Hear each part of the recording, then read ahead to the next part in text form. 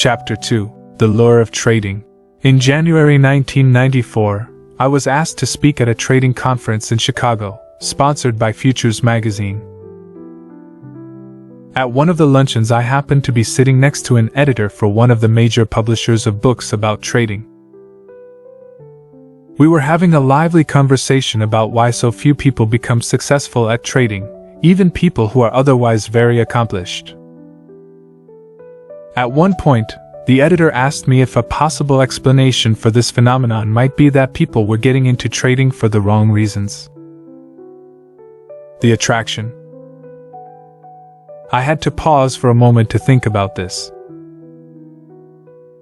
I agree that many of the typical reasons people are motivated to trade: the action, euphoria, desire to be a hero, the attention one can draw to himself by winning, or the self-pity that comes from losing create problems that will ultimately detract from a trader's performance and overall success. But the true underlying attraction to trading is far more fundamental and universal. Trading is an activity that offers the individual unlimited freedom of creative expression, a freedom of expression that has been denied most of us for most of our lives. Of course, the editor asked me what I meant by this. I explained that in the trading environment, we make almost all of the rules. This means there are very few restrictions or boundaries on how we can choose to express ourselves. Of course, there are some formalities such as having to become a member of an exchange to be a floor trader, or meeting the minimum financial requirements to open a brokerage account if you're an off-the-floor trader. But otherwise, once you are in a position to start trading, the possibilities that exist for how you go about doing it are virtually limitless.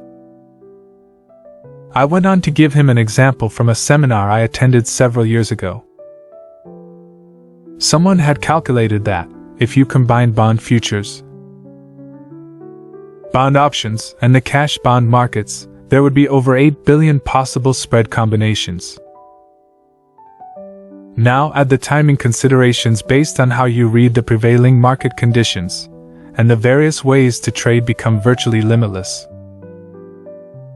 The editor paused for a moment and asked, "But why would having access to such an unrestricted environment result in fairly consistent failure?"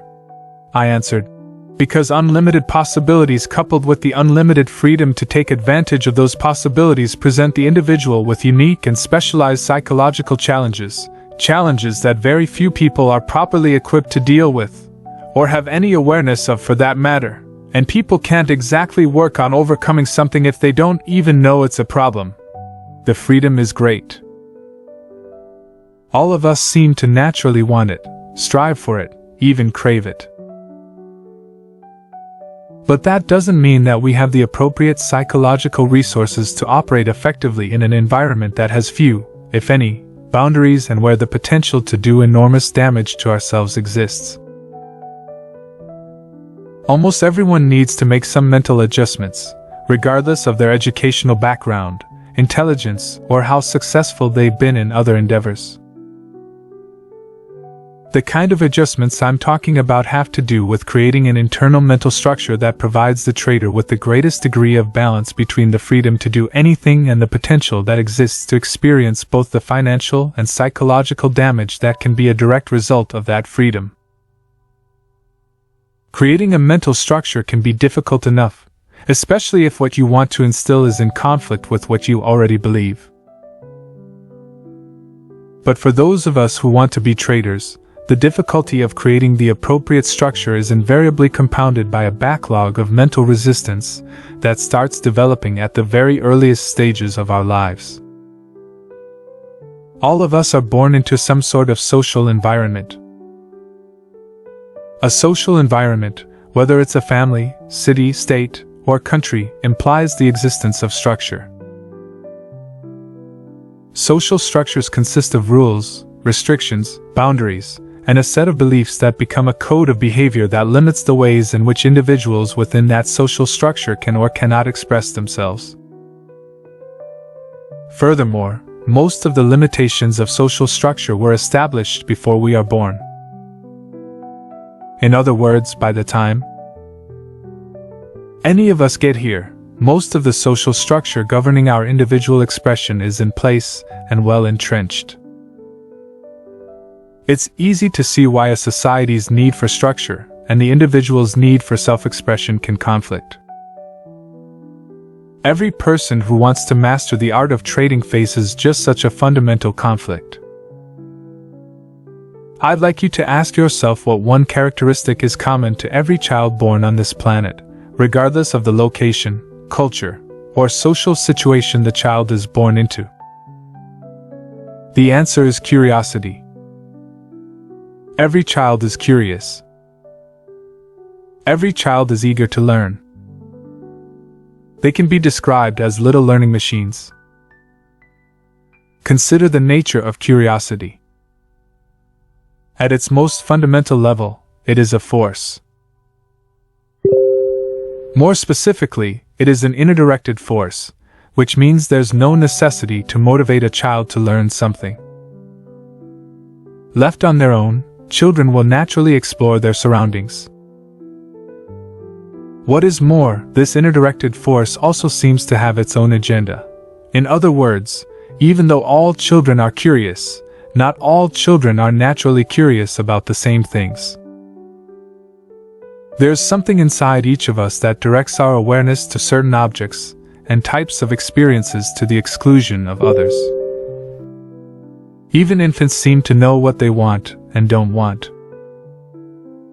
When adults encounter this unique display of individuality expressed by an infant, they're usually surprised. They assume that infants have nothing inside of them that makes them uniquely who they are. How else would infants express their individuality than by what in their environment attracts or repels them? I call this inner-directed guidance the force of natural attractions. Natural attractions are simply those things about which we feel a natural or passionate interest.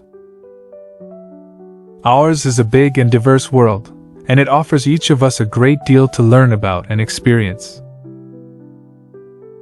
But that doesn't mean each of us has a natural or passionate interest in learning about or experiencing all there is.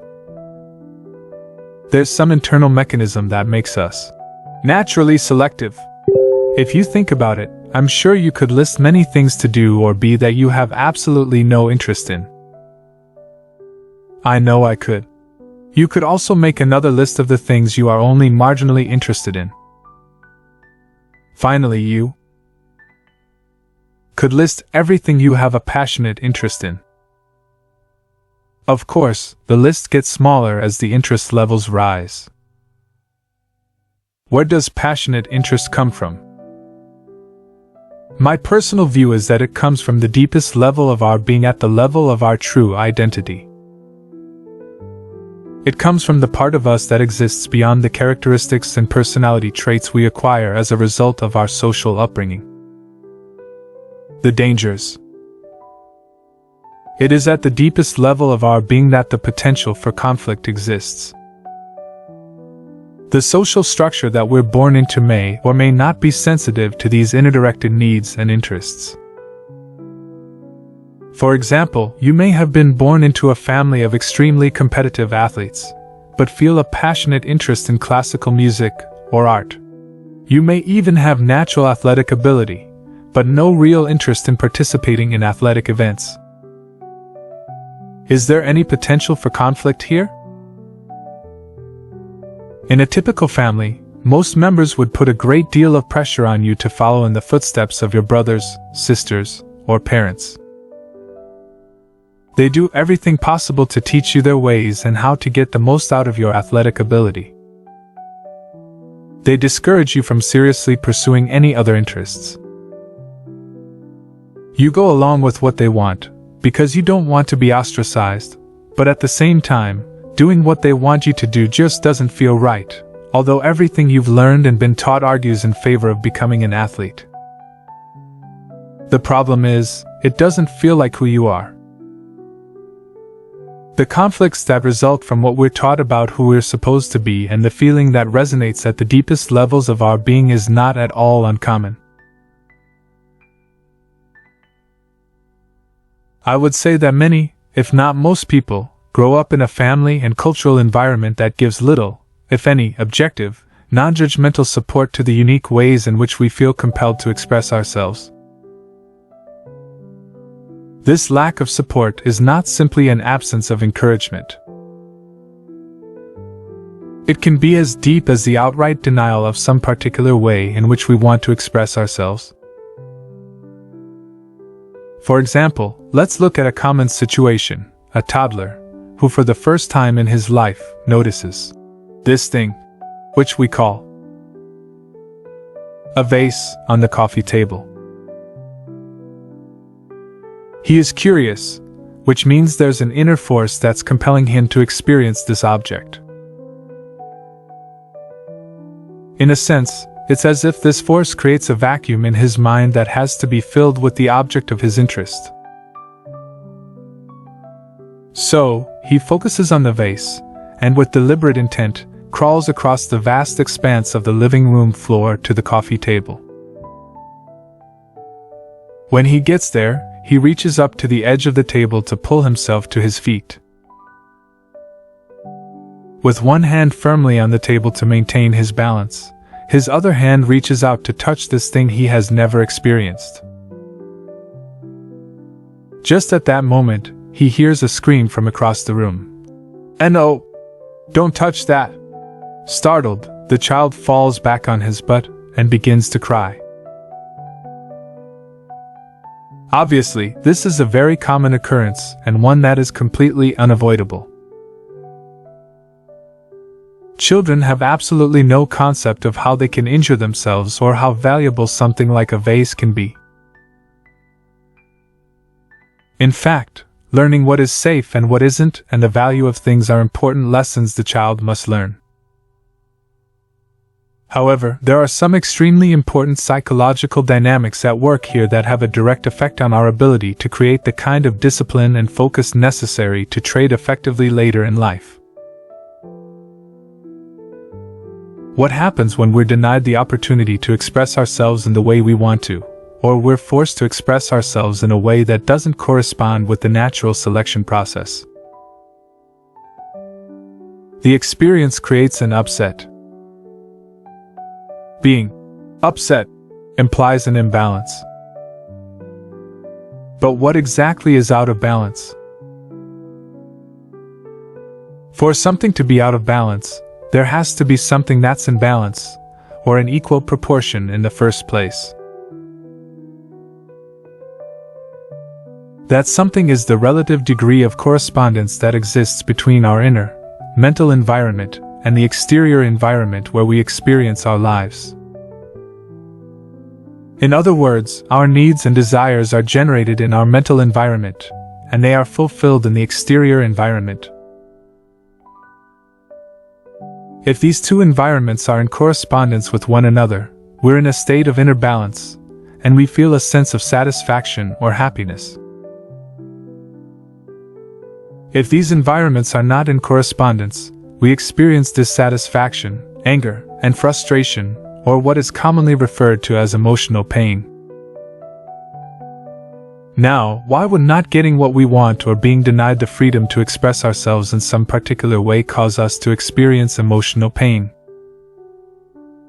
My personal theory is that needs and desires create mental vacuums. The universe in which we live has a natural tendency to not tolerate a vacuum and moves to fill it, whenever one exists. Suck the air out of a bottle and your tongue and lips will stick to the mouth of the bottle, because you have created an imbalance, which now must be filled. What are the dynamics behind the expression, "Necessity is the mother of all invention"?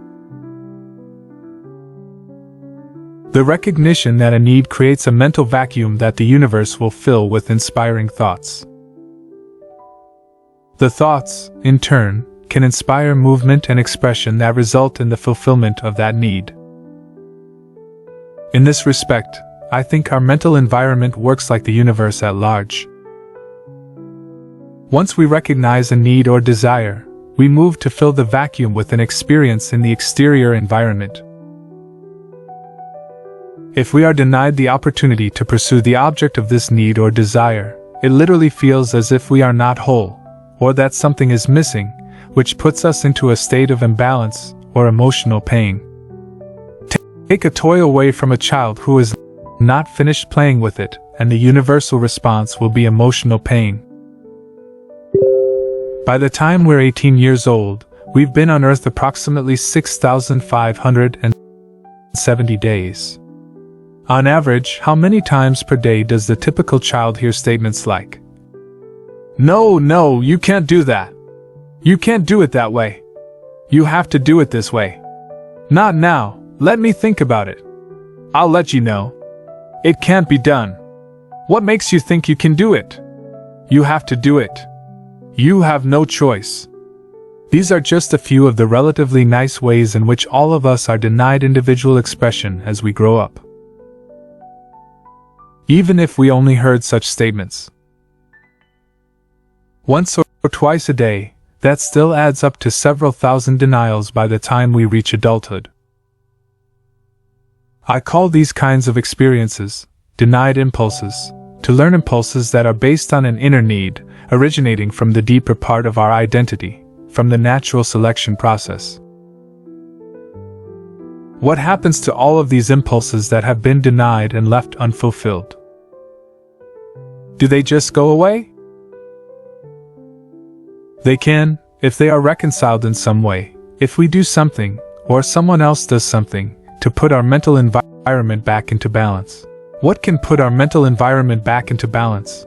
There are a number of techniques. The most natural one, especially for a child, is simply to cry. The most natural one, especially for a child, is simply to cry.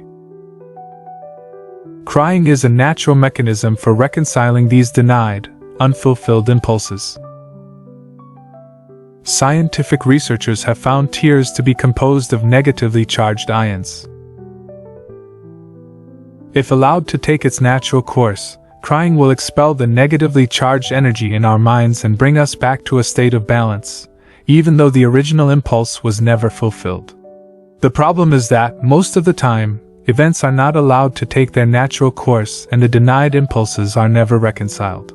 There are many reasons why adults don't like it when their children cry, and do everything they can to discourage this behavior.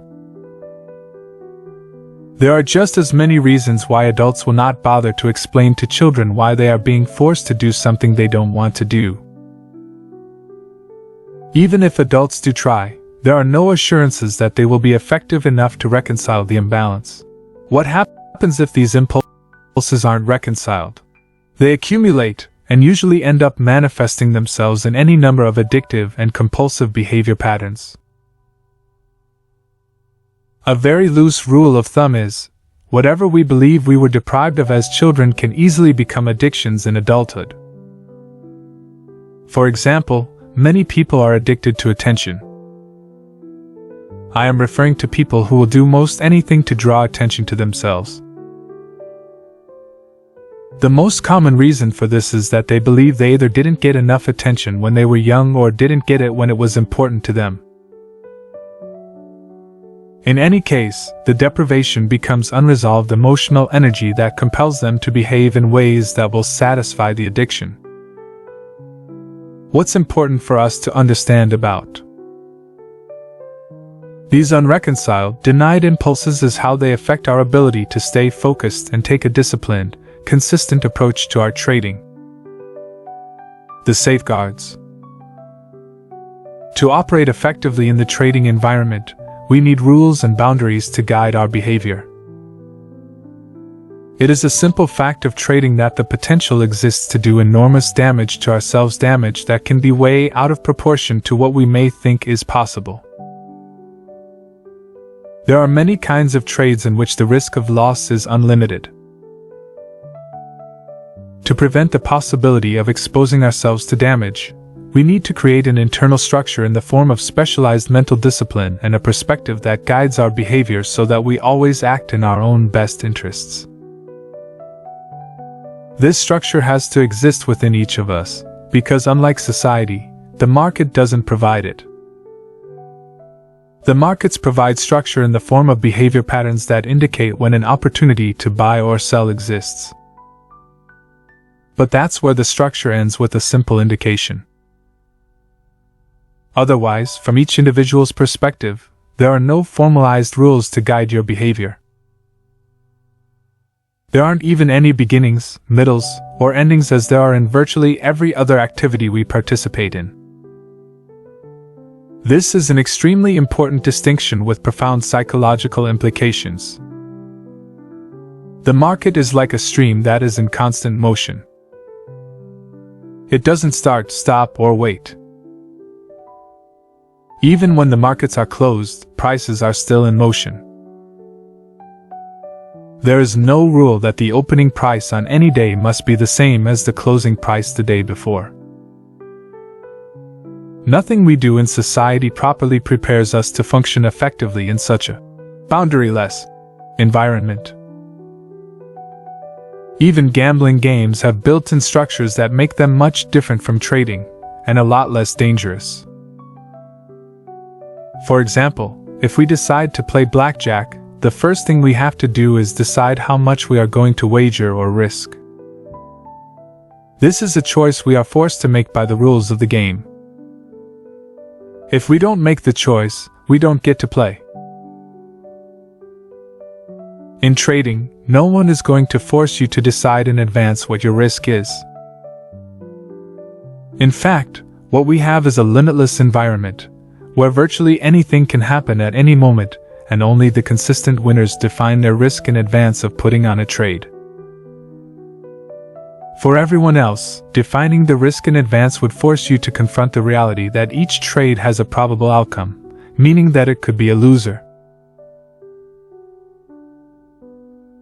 Consistent losers do almost anything to avoid accepting the reality that, no matter how good a trade looks, it could lose.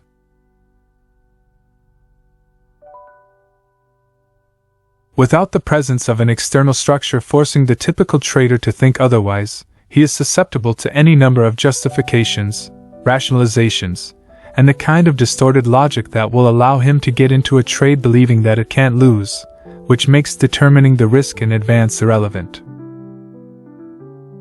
All gambling games have specified beginnings, middles, and endings, based on a sequence of events that determine the outcome of the game. Once you decide you are going to participate, you can't change your mind. You're in for the duration. That's not true of trading.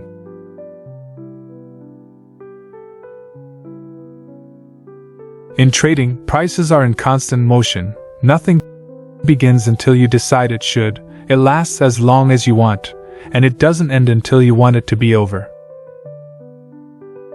Regardless of what you may have planned or wanted to do, any number of psychological factors can come into play, causing you to become distracted, change your mind, become scared or overconfident. In other words, causing you to behave in ways that are erratic and unintended. Because gambling games have a formal ending, they force the participant to be an active loser.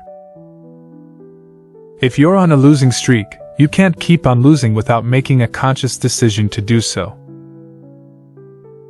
The end of each game causes the beginning of a new game, and you have to actively subject more of your assets to further risk by reaching into your wallet or pushing some chips to the center of the table. Trading has no formal ending. The market will not take you out of a trade.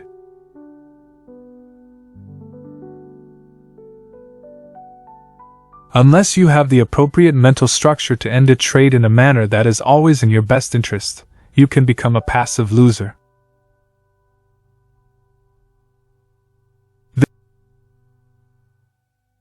This means that, once you're in a losing trade, you don't have to do anything to keep on losing. You don't even have to watch. You can just ignore the situation, and the market will take everything you own and more. One of the many contradictions of trading is that it offers a gift and a curse at the same time. The gift is that, perhaps for the first time in our lives, we're in complete control of everything we do. The curse is that there are no external rules or boundaries to guide or structure our behavior. The unlimited characteristics of the trading environment require that we act with some degree of restraint and self-control, at least if we want to create some measure of consistent success. The structure we need to guide our behavior has to originate in your mind, as a conscious act of free will. This is where the many problems begin. Problem: the unwillingness to create rules. I have not yet encountered a person interested in trading who didn't resist the notion of creating a set of rules. The resistance isn't always overt. Quite the contrary, it's usually very subtle. We agree on the one hand that rules make sense, but we really have no intention of doing whatever is being suggested. This resistance can be intense, and it has a logical source. Most of the structure in our minds was given to us as a result of our social upbringing and based on choices made by other people. In other words, it was instilled in our minds, but did not originate in our minds. This is a very important distinction. In the process of instilling structure, many of our natural impulses to move, express, and learn about the nature of our existence through our own direct experience were denied. Many of these denied impulses were never reconciled and still exist inside of us as frustration, anger, disappointment, guilt, or even hatred. The accumulation of these negative feelings acts as a force inside our mental environment, causing us to resist anything that denies us the freedom to do and be whatever we want, when we want. In other words, the very reason we are attracted to trading in the first place, the unlimited freedom of creative expression, is the same reason we feel a natural resistance to creating the kinds of rules and boundaries that can appropriately guide our behavior. It's as if we have found a utopia in which there is complete freedom, and then someone taps us on the shoulder and says, "Hey, you have to create rules, and not only that, you also have to have the discipline to abide by them." The need for rules may make perfect sense, but it can be difficult to generate the motivation to create these rules when we've been trying to break free of them most of our lives. It usually takes a great deal of pain and suffering to break down the source of our resistance to establishing and abiding by a trading regime that is organized, consistent, and reflects prudent money management guidelines. Now, I'm not implying that you have to reconcile all of your past frustrations and disappointments to become a successful trader, because that's not the case. And you certainly don't have to suffer. I've worked with many traders who have achieved their objectives of consistency, and haven't done anything to reconcile their backlog of denied impulses. However, I am implying that you can't take for granted how much effort and focus you may have to put into building the kind of mental structure that compensates for the negative effect denied impulses can have on your ability to establish the skills that will assure your success as a trader. Problem: failure to take responsibility. Trading can be characterized as a pure, unencumbered personal choice with an immediate outcome. Remember, nothing happens until we decide to start. It lasts as long as we want, and it doesn't end until we decide to stop. All of these beginnings, middles, and endings are the result of our interpretation of the information available and how we choose to act on our interpretation. Now, we may want the freedom to make choices, but that doesn't mean we are ready and willing to accept the responsibility for the outcomes. Traders who are not ready to accept responsibility for the outcomes of their interpretations and actions will find themselves in a dilemma. How does one participate in an activity that allows complete freedom of choice, and at the same time avoid taking responsibility if the outcome of one's choices are unexpected and not to one's liking? The hard reality of trading is that, if you want to create consistency, you have to start from the premise that no matter what the outcome, you are completely responsible. This is a level of responsibility few people have aspired to before they decide to become traders. The way to avoid responsibility is to adopt a trading style that is, to all intents and purposes, random. I define random trading as poorly planned trades or trades that are not planned at all. It is an unorganized approach that takes into consideration an unlimited set of market variables, which do not allow you to find out what works on a consistent basis and what does not. Randomness is unstructured freedom without responsibility. When we trade without well-defined plans and with an unlimited set of variables, it's very easy to take credit for the trades that turn out to our liking. At the same time, it's very easy to avoid taking responsibility for the trades that didn't turn out the way we wanted. If the market's behavior were truly random, then it would be difficult if not impossible to create consistency. If it's impossible to be consistent, then we really don't have to take responsibility. The problem with this logic is that our direct experience of the markets tells us something different. The same behavior patterns present themselves over and over again. Even though the outcome of each individual pattern is random, the outcome of a series of patterns is consistent. This is a paradox, but one that is easily resolved with a disciplined, organized, and consistent approach. I've worked with countless traders who would spend hours doing market analysis and planning trades for the next day. Then, instead of putting on the trades they planned, they did something else. The trades they did put on were usually ideas from friends or tips from brokers. I probably don't have to tell you that the trades they originally planned, but didn't act on, were usually the big winners of the day. This is a classic example of how we become susceptible to unstructured, random trading because we want to avoid responsibility. When we act on our own ideas, we put our creative abilities on the line and we get instant feedback on how well our ideas worked. It's very difficult to rationalize away any unsatisfactory results. On the other hand, when we enter an unplanned, random trade, it's much easier to shift the responsibility by blaming the friend or the broker for their bad ideas. There's something else about the nature of trading that makes it easy to escape the responsibility that comes with creating structure in favor of trading randomly. It is the fact that any trade has the potential to be a winner, even a big winner. That big winning trade can come your way whether you are a great analyst or a lousy one, whether you do or don't take responsibility.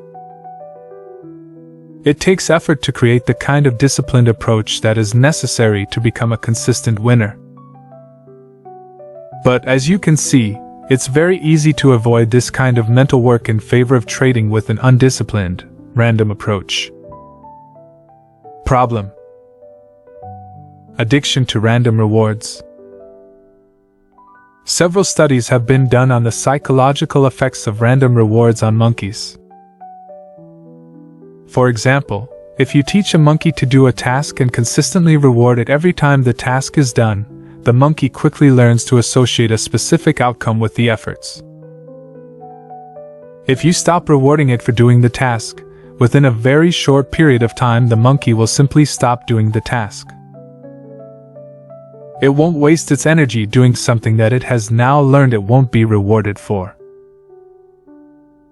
However, the monkey's response to being cut off from the reward is very different if you start out on a purely random schedule, instead of a consistent one. When you stop offering the reward, there's no way the monkey can know that it will never be rewarded again for doing that task. Every time it was rewarded in the past, the reward came as a surprise. As a result, from the monkey's perspective, there's no reason to quit doing the task. The monkey keeps on doing the task, even without being rewarded for doing it. Some will continue indefinitely. I'm not sure why we're susceptible to becoming addicted to random rewards. If I had to guess, I would say that it probably has something to do with the euphoria-inducing chemicals that are released in our brains when we experience an unexpected, pleasant surprise. If a reward is random, we never know for sure if and when we might receive it, so expending energy and resources in the hope of experiencing that wonderful feeling of surprise again isn't difficult. In fact, for many people it can be very addicting. On the other hand, when we expect a particular outcome and it doesn't come about, we're disappointed and feel bad.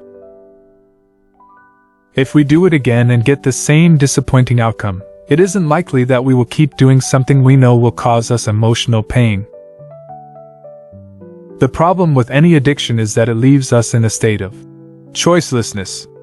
To whatever degree the addiction dominates our state of mind, to that same degree our focus and efforts will be geared toward fulfilling the object of that addiction. Other possibilities that exist in any given moment to fulfill other needs are either ignored or dismissed. We feel powerless to act in any other way than to satisfy the addiction. An addiction to random rewards is particularly troublesome for traders, because it is another source of resistance to creating the kind of mental structure that produces consistency. Problem: external versus internal control. Our upbringing has programmed us to function in a social environment, which means we've acquired certain thinking strategies for fulfilling our needs, wants and desires that are geared towards social interaction. Not only have we learned to depend on each other to fulfill the needs, wants and desires we cannot fulfill completely on our own, but in the process we've acquired many socially based controlling and manipulating techniques for assuring that other people behave in a manner that is consistent with what we want. The markets may seem like a social endeavor because there are so many people involved, but they're not. If, in today's modern society, we have learned to depend on each other to fulfill basic needs, then the market environment can be characterized as a psychological wilderness, where it's truly every man or woman for himself or herself. Not only can we not depend on the market to do anything for us, but it is extremely difficult, if not impossible, to manipulate or control anything that the market does. Now, if we become effective at fulfilling our needs, wants and desires by learning how to control and manipulate our environment, but suddenly find ourselves, as traders, in an environment that does not know, care, or respond to anything that is important to us, where does that leave us? You're right if you set up the proverbial creek without a paddle. One of the principal reasons so many successful people have failed miserably at trading is that their success is partly attributable to their superior ability to manipulate and control the social environment, to respond to what they want. To some degree, all of us have learned or developed techniques to make the external environment conform to our mental environment. The problem is that none of these techniques work with the market. The market doesn't respond to control and manipulation. However, we can control our perception and interpretation of market information, as well as our own behavior. Instead of controlling our surroundings so they conform to our idea of the way things should be, we can learn to control ourselves. Then we can perceive information from the most objective perspective possible, and structure our mental environment so that we always behave in a manner that is in our own best interest.